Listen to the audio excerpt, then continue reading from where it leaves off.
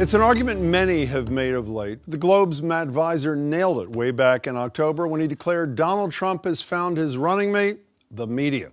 This week, the Huffington Post wrote about what it calls an epic media fail, how and why Trump trumped the press. The piece, centered by criticism from Pulitzer Prize-winning historian Doris Kearns Goodwin, calls the whole thing a journalism fiasco and goes on to say Trump deploys fame for fame's sake, taps into populist expressions of fear, hatred, and resentment, shows a knack for picking fights, and a braggart's focus on the horse race, all of which him allow to play into and exploit every media weakness and bad habit in a chase for audience and numbers. Need an example? How about Trump's press conference last night, in which he spent about a half hour talking polls, avoiding tough questions, and bad-mouthing the press? According to every single poll, I've won every single debate. Don't ask me questions like that. You're not a very good reporter doing that. So you have a question that now is a legitimate question? Well, Fox is playing games, yeah. Megyn Kelly is a lightweight. They can't toy with me like they toy with everybody else. So let them have their debate, and let's see how they do with the ratings. So are we all Trump enablers? Joining me are Tom Patterson. Tom's a professor at Harvard Shorenstein Center on Media, Politics, and Public Policy. He's written extensively about the relationship between politicians and the press. Tom, good to see you. Yep. Scott Lehigh is Boston Globe columnist who's written his fair share about Trump. Headlines like, "Who would proudly say President Trump?" "Donald Trump masters the art of demagoguery," "Donald Trump, the unrivaled braggart," just to name a few. Good to see you both, gentlemen. So, Tom, is Doris Kearns Goodwin on to something? Have we not met our responsibility in this campaign? Well, I mean, Donald Trump really understands the media, I think. And, he plays to the media's tendency to love the sensational, love the unusual, the outlandish. I mean, these are headline grabbing activities. And so he's done that again and again. The press goes for it every time. Well, we're supposed to be able to get around that. I mean, that's the thesis, right? Well, the thesis is, of course, is that the media will check that. And what's interesting is that that works in his favor as well. So, meaning what?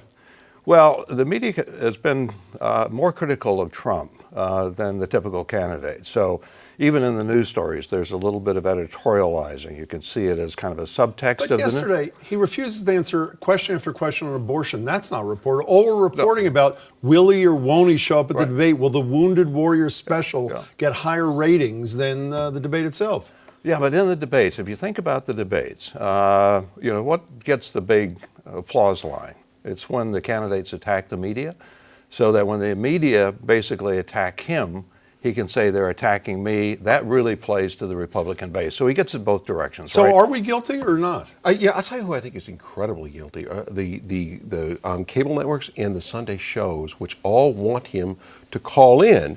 And you get that, well, Mr. Trump will be on the phone later on. And because they want him on, because he's a newsmaker, they are almost obsequious in the questions they ask to him. They should be saying, look, you've put out this ridiculous economic plan. And all the experts say it's the greatest thing in the world. Blah, blah, blah. And they don't nail him. And I think one of the reasons why is because they know he will not go on again if they're tough on him. And so you watch these Sunday interviews and as you say, the cable shows, and he's treated far more respectfully than the intellectual output of his campaign. Yeah, but to defend the press a little bit in this situation, this guy makes himself available 24/7. Anderson Cooper, almost every night on CNN, says, we've been inviting Jeb Bush for months. He refused. He's at 4%. So in part, it's because he says, I'm here, even if he won't ask the questions. No? Answer the questions. No?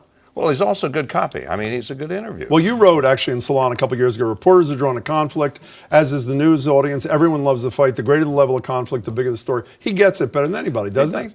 I mean, Jeb would love to be there, to be honest with you. I mean, if they really were open to Jeb, he would probably take every Sunday morning talk show you could find, right? I'm not so sure that's the case. Well, he needs the press. A lot of them need the press. He's a much better one-on-one than he is in a debate situation. But, when you're that far down on the polls, it's really hard to kind of demand airtime. Yeah, I read something today. I'm not going to steal I am going to steal this. I just can't remember where I read it. It said this is essentially The Apprentice 2.0. And the thesis was this. Instead of viewers, there are voters. And instead of him firing people on his show, he's essentially firing the other candidates. When I read it, I said, That's exactly what's happening, isn't it? It's a template. Yeah, it makes sense in a way. I mean, his voters, what they want is an authoritarian. That's the defining characteristic of a Trump voter. It's someone who wants a strong figure in charge. So the interplay with the press works a little bit that way. I think what he does, he turns around and goes after the press and this and that and the other. But I'm not sure that hurts him much, but it needs to be pointed out how utterly ridiculous many of the things that he says are, and I think the media has not done a particularly good job on that. But your papers had front page stories about his flip-flop on issues. We're a big exception to that. No, but I mean, you're not an exception. And actually, in some of the debates, like he doesn't want to go in front of Megyn Kelly, my radio co-host Marjorie Eakin thinks because he's scared of her actually because she's a tough questioner. Most of the debate moderators have actually asked decent questions, have asked follow-up questions. It's just when he doesn't answer them, the public doesn't seem to care very much, right? Again, that's an authoritarian thing. And also, what he has is not a campaign. It's a nightclub act, really. That's you go to one of his rallies, and it's just a comedy thing. It's so maybe the fault isn't his or ours. Well, maybe the fault is the public that's buying this. Jim, thing. it will change, though. This will whittle down, and it will. Can I tell you? You're as bad on this as I am. I have a quote from you here. You said something like one more. Oh, here it is. The voters' recoil is just one explosive comment away. When you wrote that. August 15th. No, that wasn't. I did not write that. You did write it. No, that was someone else. But I stand. Trump is not going to be the Republican nominee. And if I'm wrong, I'll come back and say I'm wrong. But he's also not going to last till January. Do you think?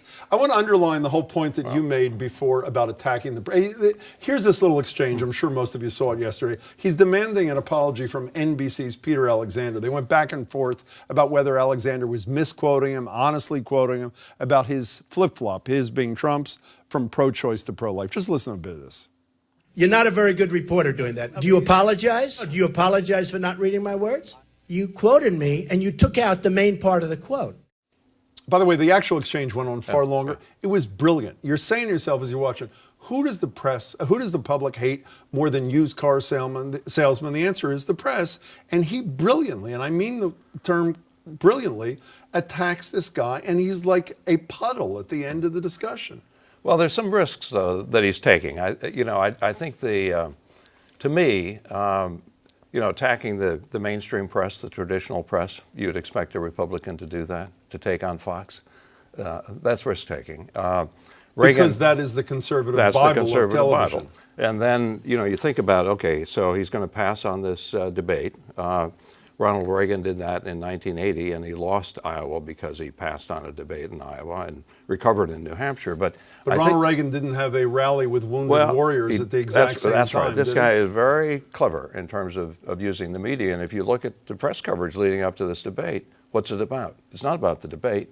It's about Trump and Trump's non-participation. And by the way, there we are guilty. I mean, you are sort of in the middle on this issue, but the press is guilty as charged on this. Yeah. The 36 hours leading, or actually 48 hours from last night's press conference up until tomorrow night's debate is all about him, Megyn Kelly, and his boycott. Is it not? Yeah, it is. I want to also, since we're blaming the media, at least we're half blaming the media, I want to blame Fox News for what I think is his unprofessional comment that may have provoked some of this. This is a statement they put out yesterday. We learned from a secret back channel that the Ayatollah and Putin both intend to treat Donald Trump unfairly when they meet with him if he becomes president. A nefarious source tells us that Trump has his own secret plan to replace the cabinet with his Twitter followers to see if he should even go to those meetings. Now, a clever radio talk show host, fine.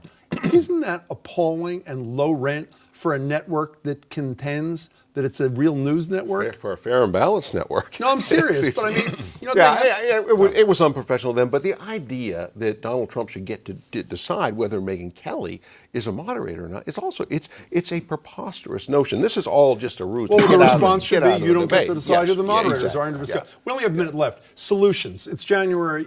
Again, you don't think it's quite the problem on the press side that maybe I do, and clearly Doris Kearns Goodwin does. How do we fix ourselves in the final 10 months of this, assuming he's around for 10 months? What does the press do differently? Anything?